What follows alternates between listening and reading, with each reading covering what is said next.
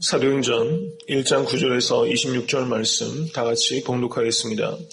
이 말씀을 마치시고 저희 보는 데서 올리어 가시니 구름이 저를 가리워 보이지 않게 하더라. 올라가실 때에 제자들이 자세히 하늘을 쳐다보고 있는데 흰 옷 입은 두 사람이 저희 곁에 서서 가로되 갈릴리 사람들아 어찌하여 서서 하늘을 쳐다보느냐. 너희 가운데서 하늘로 올리우시니 예수는 하늘로 가심을 본 그대로 오시리라 하였느니라. 제자들이 감람원이라 하는 산으로부터 예루살렘에 돌아오니 이 산은 예루살렘에서 가까워 안식일에 가기 알맞은 길이라.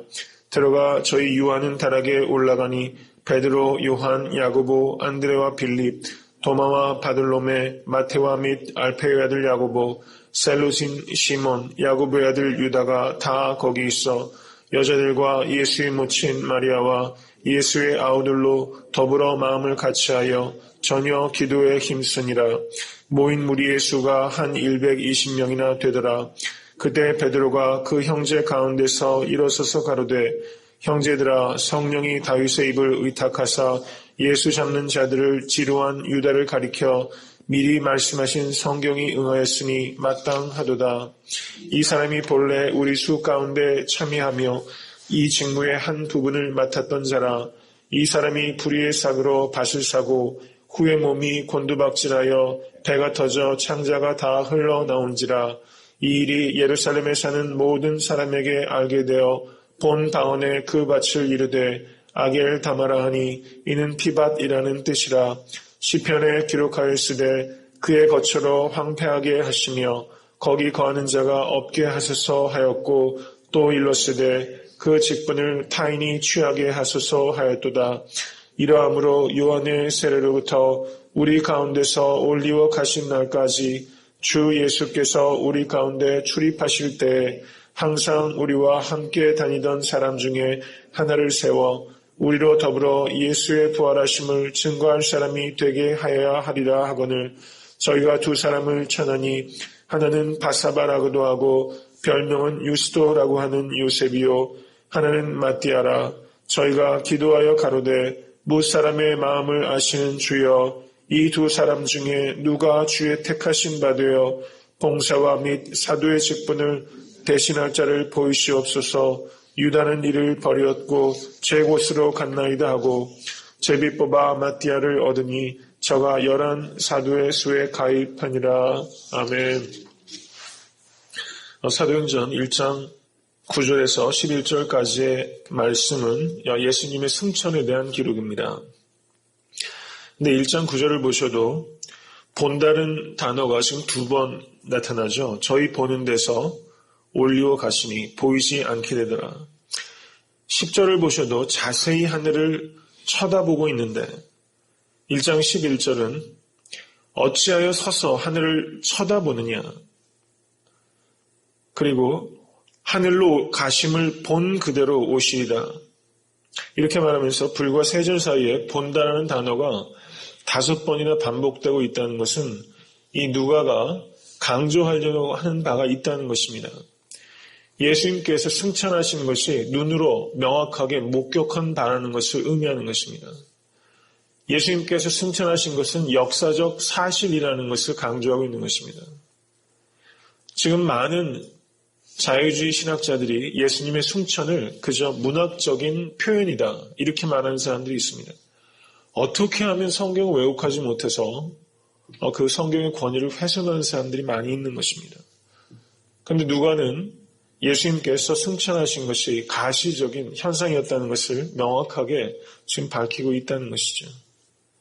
성경에 쓰여진 말씀 그대로 받으시는 믿음의 사람 되실 수 있게 되기를 간절히 바랍니다. 1장 11절을 보시면 천사들이 어찌하여 서서 하늘을 쳐다보느냐 이렇게 말하고 있는 것입니다. 우리의 신앙생활은 하늘을 쳐다보는 것이 궁극적인 목적이 아니라는 것입니다. 하늘을 바라보는 몽상가가 되라는 것이 우리의 바른 신앙인의 모습이 아니라는 것입니다. 1장 12절을 보시겠습니다. 제자들이 감람원이라는 산으로부터 예루살렘에 내려오니 지금 예수님께서 승천하신 곳이 감람원이라는 것입니다. 예수님께서 겟세마네 동산에 기도를 하셨던 그곳에서 올리움을 받으신 것입니다. 감람산으로부터 예루살렘으로 돌아온 것입니다. 우리의 궁극적인 신앙은 감람산과 예루살렘의 조화를 통해서 이루어지는 것입니다. 감람산 위에서 하나님과의 교제가 있다면 예루살렘에서는 사람들과의 교제가 있는 것입니다. 그래서 우리가 믿는 이 신앙은 이 두 가지의 조화 속에 있는 것입니다. 변화산 위에 이끌림을 받았을 때 베드로가 이곳이 좋사오니 하고 내려가기를 거절했을 때 예수님께서는 제자들을 이끌어 산 아래로 내려오셨습니다. 내려왔더니 제자들이 귀신 들린 아들이 있는 아버지가 왔을 때 그 귀신을 쫓지 못해서 소란스러운 삶의 자리가 있었죠. 그런데 우리가 변화산에 올라가는 것은 이 변화산 아래에서 봉사하고 섬김이 위함이라는 것입니다. 그러므로 은혜 받고자 매번 변화산 위가 아니면 은혜를 못 받는 사람, 변화산 안에만 머물겠다는 사람, 문제가 있는 것입니다. 어느 곳에 가야지만 은혜를 받고 특별한 영성 훈련을 받아야지만 은혜를 받고 떼제 공동체를 가야 되고 예수원을 가야 되고 어디를 가야 되고 그곳 자체가 의미가 없다는 것이 아니라 그곳에 가야지만 은혜를 받는다는 태도는 잘못됐다는 것입니다. 하늘만 바라보고 있는 몽상가적인 그런 신앙 자체는 결코 옳지 않습니다. 우리가 산 아래가 궁극적인 사역의 자리인 것이죠. 이러한 조화가 여러분들의 신앙 가운데 있을 수 있게 되기를 간절히 바랍니다. 이제 1장 13절을 보시면 사도들의 이름이 여기 나타나고 있습니다. 여기에서 강조할 수 있는 것은 1장 13절에 거기 다 있었다는 것입니다. 제자들이 다 뿔뿔이 흩어져 도망했었는데 부활의 주님을 목격한 후에 제자들이 다시 다 몰려들고 모이게 되는 것입니다. 1장 14절을 보시면 여자들과 라는 표현이 있습니다. 이것은 초대교회 내에서 여자들이 굉장히 중요한 위치를 차지하고 있었다는 것을 의미하는 것입니다. 이 여자들에는 막달라 마리아와 요한나와 수산나 등과 같은 여인들이 포함되어 있었을 것입니다. 그리고 예수의 모친 마리아와 예수의 아우들이 그 자리에 함께 있었습니다. 근데 마가복음 3장 21절과 31절, 34절을 보시면 예수의 친족들이 예수가 미쳤다 하고 예수를 잡으러 왔었습니다. 그리고 요한복음 7장의 기록을 봐도 예수님께서 사역하실 때 가장 가까운 형제들의 오해를 받고 있었습니다. 그런데 지금 여기에서 예수의 아우들이 더불어 마가의 다락방에서 같이 기도하며 성령을 기다리고 있는 것입니다. 이 말씀은 우리가 사람에 대해서 쉽게 판단해서는 안 된다는 것입니다. 이 사람은 안 돼. 이렇게 판단하는 것은 월권이라는 것입니다. 예수님을 미쳤다고 했던 예수님의 아우들이 이제 이 자리에 모여서 성령을 기다리고 특별히 야고보는 예루살렘 교회의 수장이 되는 큰 역할을 감당하게 되는 것입니다. 1장 14절에서 중요한 것, 기도의 자세에 있어서 중요한 것은 더불어 마음을 같이하여 전혀 기도에 힘쓰니라. 대단히 중요한 말입니다.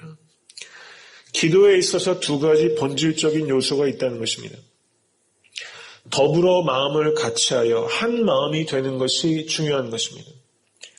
전혀 기도에 힘쓰니라 이 말은 계속해서 끈질긴 기도를 했다는 것을 의미하는 것입니다.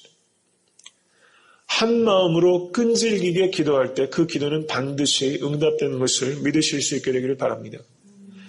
특별히 새벽 제단을 쌓는 더불어 같이 기도하는 우리들이 한 마음으로 매일 끈질기게 기도하는 기도는 반드시 응답될 것입니다.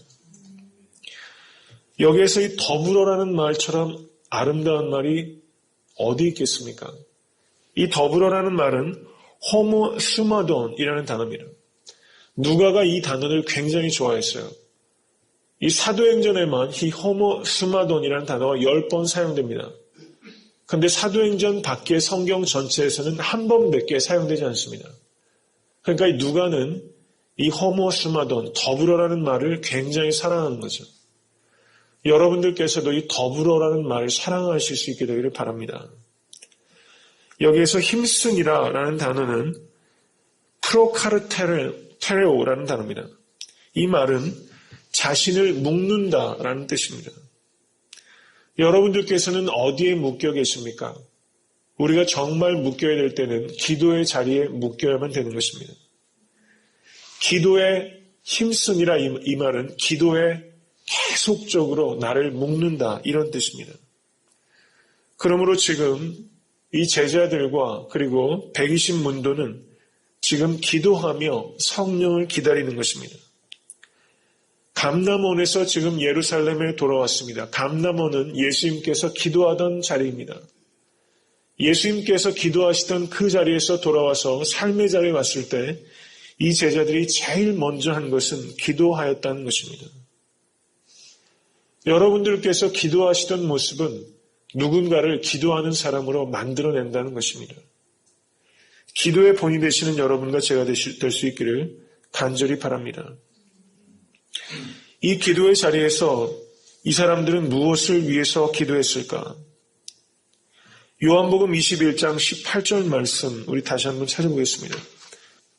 다 같이 읽겠습니다. 내가 진실로 진실로 내게 이르노니 젊어서는 내가 스스로 띠뛰고 원하는 곳으로 다녔거니와 늙어서는 내 팔을 벌리리니 남이 내게 띠띠우고 원치 아니하는 곳으로 데려가리라. 우리의 기도의 자리는 기도를 통해서 내가 원하는 곳으로 가기 위한 기도가 아니라는 것입니다. 기도를 통해서 우리가 받는 능력은 내가 원하지 않는 곳으로 갈 수 있는 능력입니다. 그러므로 기도는 이끌어 가기 위한 것이 아니라 이끌림을 받기 위한 것입니다. 이 새벽 제단에서 여러분들께서 기도하실 때 가장 본질적이고 성숙한 기도는 기도를 통해서 내가 원하는 것을 얻어내는 것이 아니라 하나님께서 원하시는 곳에 내가 이끌리기 위한 것이라는 것입니다. 그런 기도를 드리실 수 있는 여러분과 제가 될 수 있게 되기를 간절히 바랍니다. 부모의 새벽 기도는 자녀의 평생 축복이라고 합니다. 자녀의 새벽 기도는 부모의 노후 대책이라고 합니다. 아내의 새벽 기도는 남편의 영적 성공이라고 합니다. 참 단순하고 그렇지만 의미 있는 말이 아닐 수 없습니다. 여러분들께서 이 자리에서 자녀들을 위해서 기도하실 때 자녀들에게 평생의 축복이 될 것입니다.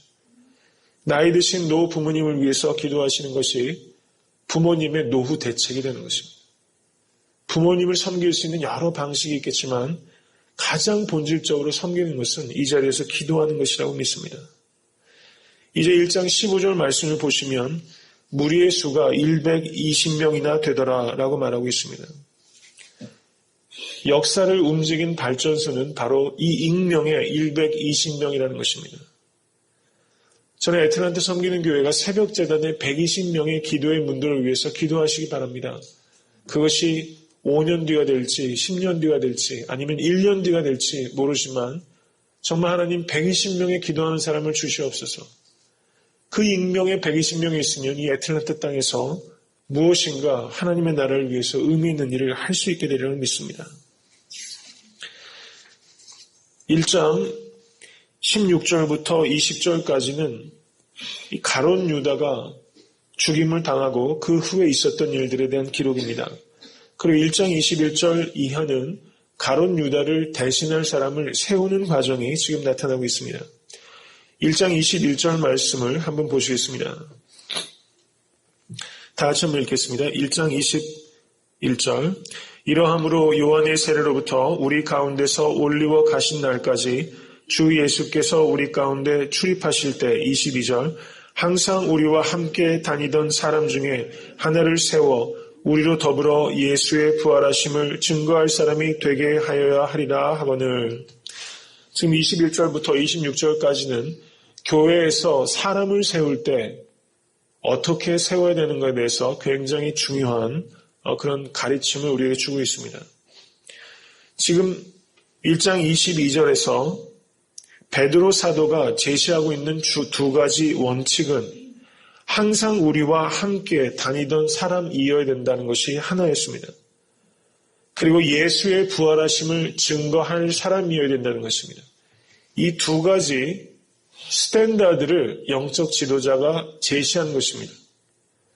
그러므로 영적인 리더십은 무엇인가? 그것은 기준을 제시하는 것입니다. 이것은 이성적인 판단입니다. 그랬더니 1장 23절을 보시겠습니다. 여기에서 저희가는 120문들을 의미하는 것입니다. 저희가 두 사람을 추천한 것입니다. 초대교회에 2000년 전에 초대교회에 이와 같은 민주적인 절차가 있다는 것입니다. 그러므로 교회에는 민주적인 절차와 참여가 있어야만 되는 것입니다. 사도라고 해서 모든 과정을 독점하지 않았습니다. 그랬을 때 23절 말씀, 하나는 바사바라고도 하고 별명은 유스도라고 하는 요셉이요 하나는 마띠아라. 지금 요셉이라는 사람과 마띠아라는 사람이 누가 더 유력하고 유명한 사람같이 보이십니까? 사람이 보기에 누가 더 요셉이죠. 왜 요셉이라고 생각하세요? 먼저 이름이 나왔고 이름이 세 개나 있죠. 이름이 있고 별명까지 있는 사람입니다. 그러니까 사람들은 이 요셉이 훨씬 눈에 띄고 유력하고 유명한 사람이에요. 그리고 마띠아라는 요셉에 비해서는 훨씬 지명도가 적고 사회적으로 볼 때도 영향력이 적은 사람이 마띠아가 있었던 것입니다. 지금 이 두 사람을 추천한 것입니다. 1장 24절 보시겠습니다. 저희가 기도하여 사람을 뽑을 때 반드시 중요한 것은 기도라는 것입니다. 누가복음 6장 12절을 보시면 예수님께서 밤이 맞도록 하나님께 기도한 후에 12사도를 택하셨습니다. 예수님께서 밤새고 기도했다는 표현은 지금 12사도를 택할 때만 기록되어 있습니다. 사람을 택하는 것은 반드시 기도의 과정을 통해서 이루어진다는 것입니다. 사람은 기도로 세우는 것입니다. 저희가 기도하여 가로되 뭇 사람의 마음을 아시는 주여, 이것을 믿으십니까? 여러분들의 마음을 하나님께서 아십니다. 모든 사람의 마음을 하나님께서 헤아리시는 것입니다. 이 두 사람 중에 누가 주의 택하신 바 되어 봉사와 및 사도의 직무를 대신할 자를 보이시옵소서. 택하심의 목적은 무엇입니까? 내가 택함 받은 사람이라는 자부심과 권세를 뽐내라는 것이 아니라 택하심의 목적은 봉사에 있다는 것입니다. 이것을 잊지 마실 수 있게 되기를 간절히 바랍니다. 높은 위치에 택하심을 받으면 받을수록 나의 역할은 봉사와 직무에 있다는 것을 잊지 않는다면 얼마나 귀한 섬김의 열매가 있을 수 있겠습니까? 그 뒤에는 어떻습니까? 1장 25절 사도의 직무를 대신할 자를 보이시옵소서 이렇게 말하고 있습니다.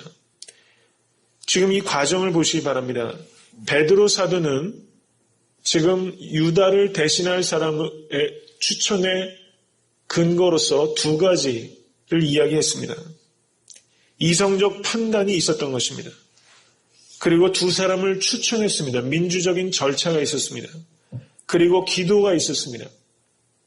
사람들이 할 수 있는 최선이 있었다는 것입니다. 그런데 1장 26절 말씀을 보시겠습니다. 마지막에는 어떻게 했습니까? 제비를 뽑았습니다. 이것은 하나님의 주권에 의지했다는 것입니다. 그러므로 사람을 세우는 것은 사람의 최선과 하나님의 주권이 만날 때 사람이 온전히 세워지는 것입니다. 잠언 16장 33절에 사람이 제비는 뽑으나 이를 작정하기는 여호와께 있느니라 이렇게 말하는 것입니다. 얼마 전에 제가 신문을 보니까 한국의 한 그 총회에서 총회장을 뽑을 때 제비를 뽑는 방식으로 뽑았다고 그렇게 말합니다.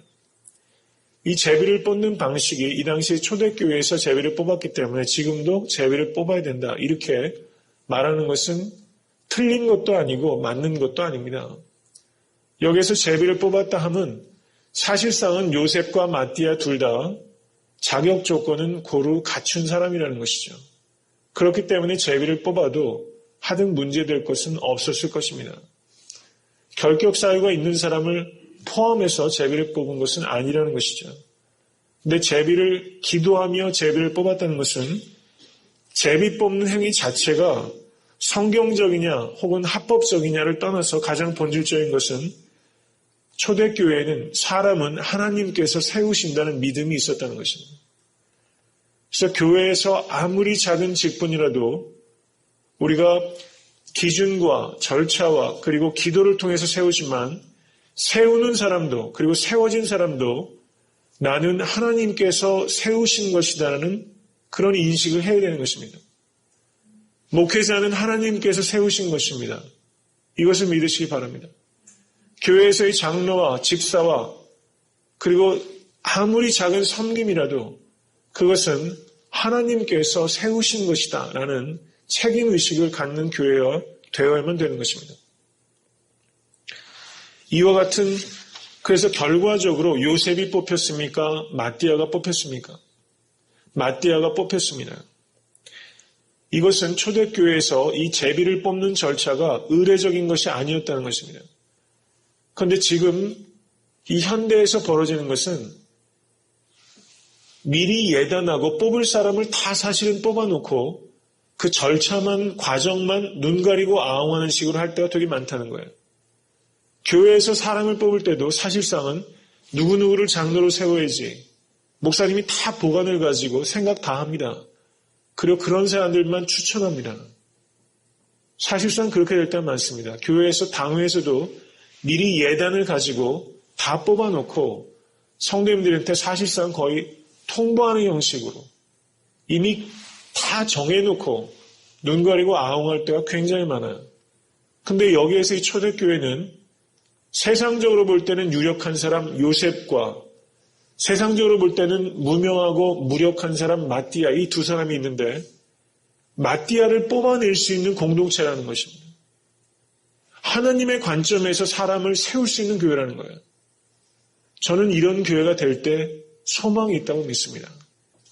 세상적인 관점으로 유명하고 유력한 사람이 아니라 하나님 보시는 관점에서 깨끗한 사람이 뽑혀지는 교회, 그런 일꾼이 필요한 것이죠. 그래서 정말 여러분들께서 마띠아와 같은 사람으로 택함 받고 쓰임 받으실 수 있게 되기를 간절히 축원합니다. 이제 마지막으로 한 가지 말씀만 드리겠습니다. 사도행전 6장 2절 말씀 한번 보시겠습니다. 다 같이 읽겠습니다. 12사도가 모든 제자를 불러 이르되 우리가 하나님의 말씀을 제쳐놓고 공계를 일삼는 것이 마땅치 아니하니. 여기가 11사도입니까? 12사도입니까? 12사도죠.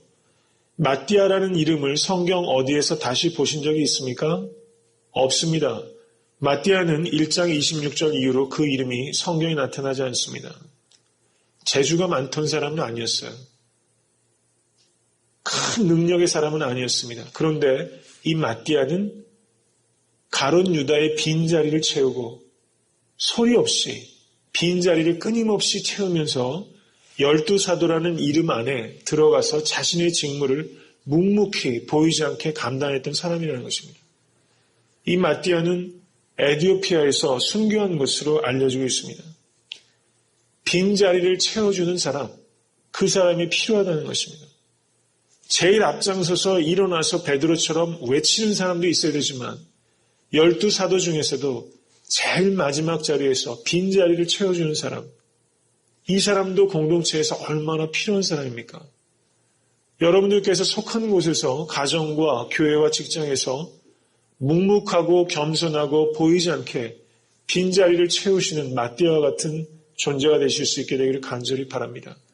이 시대가 필요한 사람은 오히려 이 마띠아 같은 사람이 아닌가 생각해 보게 되는 것입니다. 주님 가르쳐 주신 기도로 예배를 마치겠습니다.